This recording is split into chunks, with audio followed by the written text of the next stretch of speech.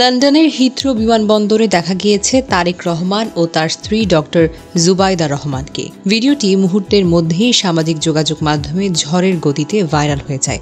অনেকে ধরে নিয়েছেন তারেক রহমান দেশের পথে রওনা দিয়েছেন এবং সাথে আছেন স্ত্রী জুবাইদা রহমান। বিশেষ করে যখন বেগম খালেদা জিয়ার স্বাস্থ্য পরিস্থিতি ক্রিটিক্যাল, মানুষের ভেতরে আশঙ্কা ও উত্তেজনা একসাথে বৃদ্ধি পেয়েছে। কিন্তু বাস্তবতা হলো ভিন্ন।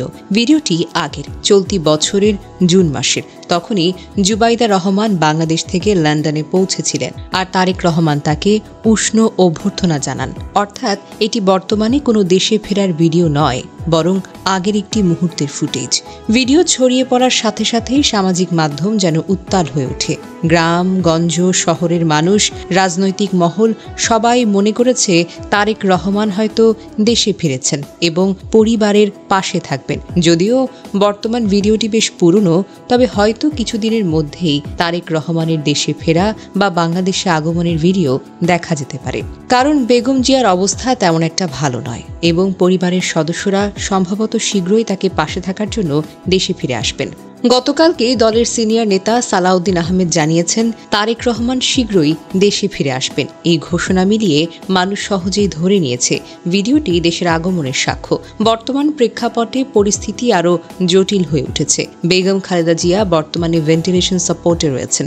দেশি বিদেশি চিকিৎসকরা ক্লান্তিহীনভাবে চিকিৎসা চালিয়ে যাচ্ছেন।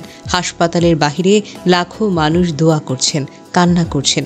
সরকারের পক্ষ থেকে তার জীবনের নিরাপত্তার জন্য স্পেশাল সিকিউরিটি ফোর্স নিযুক্ত হয়েছে। এদিকে বিএনপির চেয়ারপারসন ও সাবেক প্রধানমন্ত্রী খালেদা জিয়া চিকিৎসা নিতে পারছেন বলে জানিয়েছেন তার ব্যক্তিগত চিকিৎসক ডক্টর AZM জাহিদ হোসেন। মঙ্গলবার দুপুরে রাজধানীর এভারকেয়ার হাসপাতালের সামনে এক সংবাদ সম্মেলনে তিনি এই সকল তথ্য জানিয়েছেন। জাহিদ হোসেন বলেন, বিএনপির ভারপ্রাপ্ত চেয়ারম্যান তারেক রহমান এই চিকিৎসা ব্যবস্থা তদারকি করেছেন এবং এই চিকিৎসকদের সঙ্গে কথাও বলেছেন। এক্ষেত্রে এসবদের সহযোগিতার হাত বাড়িয়ে দিয়েছে, তাদের ধন্যবাদ দেন জাহিদ হোসেন। কোনো ধরনের গুজব ছড়ানোর এবং গুজবে কান না দেওয়ার জন্য বিনীতভাবে অনুরোধ করেছেন তিনি। বলেন, সবার দোয়া ও আশীর্বাদে বিএনপি চেয়ারপারসন বেগম খালেদা জিয়া দ্রুত সুস্থ হয়ে উঠবেন বলে আশা করছি। আপনারা কোনো গুজবে কান দেবেন না।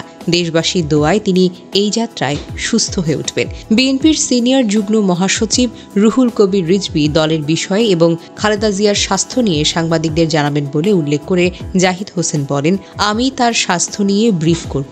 এর বাহিরে অন্য কারোর ব্রিফিংয়ে কান না দেওয়ার জন্য দল আপনাদের অনুরোধ করছে। এটা মানলে গুজব ছড়ানোর কোনো সুযোগ থাকে না। বিএনপির চেয়ারপারসনকে বিদেশে নেওয়ার বিষয়ে এক প্রশ্নের উত্তরে তিনি বলেন, মেডিকেল বোর্ডের সদস্যরা তাকে দেখেছেন।